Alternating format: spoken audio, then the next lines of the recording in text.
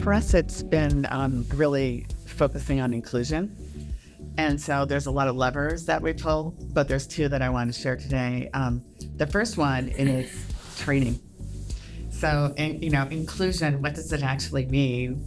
And how do I actually, how do I live that on a daily basis? And so we have, as you probably all know, we're in a highly regulated environment. We have a lot of training, but a new training that's mandatory, and actually it's been mandatory for a few years, is inclusive, a respectful workplace. And it is an immersive training program, and you really literally get to make decisions on what you do next. And so I love it because it really does kind of bring out, and you might say, oh, well, this is the way I've always done it. I'm making this decision. And then you get the feedback that says, okay, well, here's the impact of that decision that you're making. So I think it really challenges kind of like the status quo of people's mental model. So I think that's something I'm really excited about. And then the other, which I think some of you have mentioned, that you're kind of starting or different phases, but the employee resource groups. Mm-hmm. We have over 40% of our associates that are involved in at least one group. And what really warms my heart is the fact that we also have very high-level leaders in the organization that are executive sponsors. So you asked earlier, how do you get the support? And I think you get the support because people want to make an impact. They want it to be an inclusive environment, and they're given the platform to do that. So those are the two things that I think, we're doing well. And I think that it's starting to get infused into the organization. Like inclusivity is an expectation. And, here's how you do it. Here are the things that you should do. Here are the things that you shouldn't do. And really trying to help guide our associates. When I think about learners, I think about the different ways that we have to reach out to our learners, whether they are adult learners, whether they are in early college setting, whether they are in adult high school, where they're working on their GED. I mean, those challenges are there.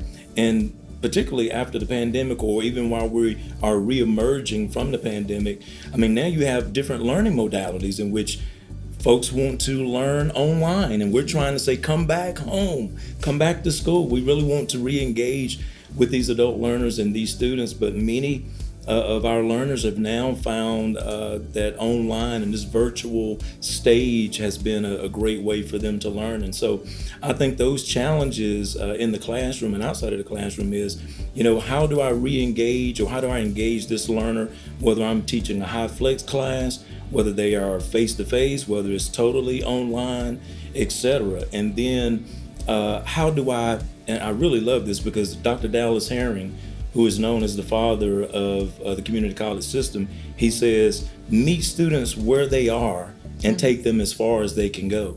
And that's essentially what we're endeavoring to do, is to meet every learner, trying to customize, individualize their learning experience where they are and take them as far as they can go, and not comparing their experiences to someone else's. So those are some of the challenges I think in higher ed that we are experiencing is, when I go back and reach Johnny, his story or his narrative may look a little differently than someone else's, but that's okay.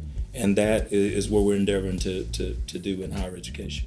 I think, Dr. Smith, you made a great point about like the hybrid workforce that we as employers are looking at too. Because you have people who are like, I feel most comfortable working at home. Well, how do we make you feel belonging, including when you're at home? So we're trying to come up with all these different ways. Okay, so you do want to be at home. Let's do some virtual opportunities. Let's have more one-on-one sessions versus big group employee sessions. So trying to work with this new world that COVID has created with hybrid, in-person, or fully virtual employees or students. I couldn't speak probably as much. We were seeing changes in the numbers before kind of the ability to hire in different geographies. But it's primarily because of a change we created in our talent attraction methodology. And we moved to what we refer to as impact-based hiring, which basically suggests that we need to challenge ourselves on these, traditional ways that job descriptions need to be written and who we're recruiting for. Natural tendency of a hiring manager, if a role is vacant, is to probably write the role based on the person who was just in it. right? So you need to have this number of years experience, you need to know how to do this, et cetera.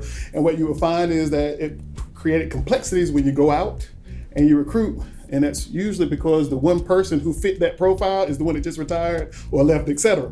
And so you find out where you need to shift. And so the goal for us was to say, is that really what you need? Or can you have skill sets, competencies, and capabilities that suggest that you can create impact? And if you can create impact, and then you'll learn what we would teach you in that role beyond certifications that are required, et cetera, does that make you a viable candidate? And what we found the answer was yes. And we have, hired individuals who didn't meet what you would refer to as a traditional profile for a role. That helped us increase our diversity numbers, et cetera, because we were also intentional about where we went to recruit and trying to open up into that ocean referenced earlier. And we tracked those hires as well to see, and you see promotions and you see impact, and you know that it's happening. So impact-based hiring was tremendously powerful, has continued to be that way for us. It's been in place now for about 4 years, and we don't really see turning back. There are two other things that we are finding. I mean, one is really celebrating them, the success stories, the people who do it really well.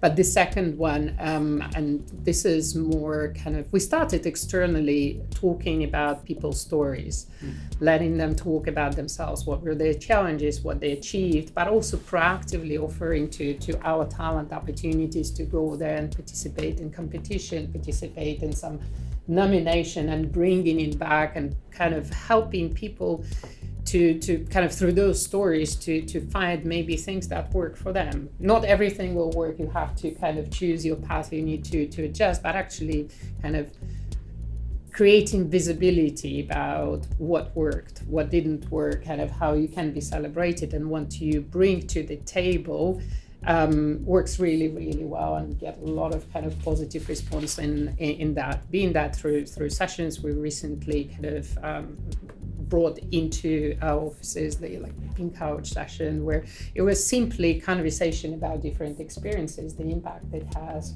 stays there for a long time, and provokes a lot of conversations, which takes you to the next stage. And I think more of that kind of would be helping as well. I think we've seen a lot of change in the industry in the past 5 years. So looking ahead, before we see everyone's adding inclusion to their diversity efforts, I think we will see more of what Emma touched on with adding belonging to the inclusion efforts. We'll put more focus on people feeling like they have ownership of their work product or of the organization they're a part of. So perhaps correcting what Courtney was saying about 28% of people feeling like, they feel like they invested in what they do. Perhaps the belonging will bring more people to feel more invested in the corporation that they work for.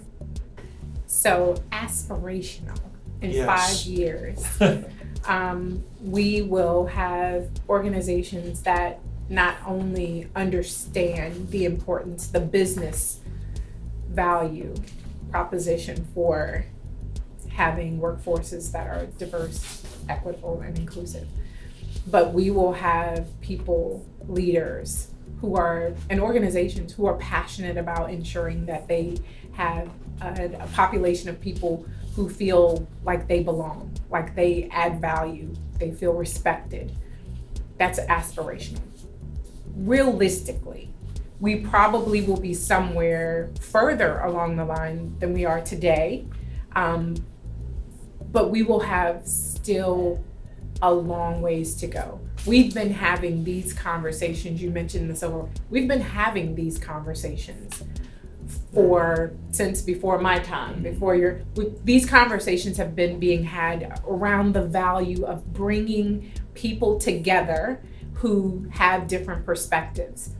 And we still aren't there yet. We're at 2023, we're not there yet. So I wouldn't dare say that we would be there in 2 years. But what I would hope is that we're further along the line of looking at the world around us, recognizing that it is changing, and understanding that we have an obligation to change with it. My greatest fear is that for those organizations who don't recognize, they will find themselves irrelevant, because the people who will be that 75% of not only millennials, but the Gen Xers who are coming in are not featuring, they are not supporting businesses that don't have an intentional DEI strategy in place. They're not supporting organizations who are not good stewards of their resources. And so for businesses who want to remain relevant, they will have to embrace diversity, equity, and inclusion. Just my thought.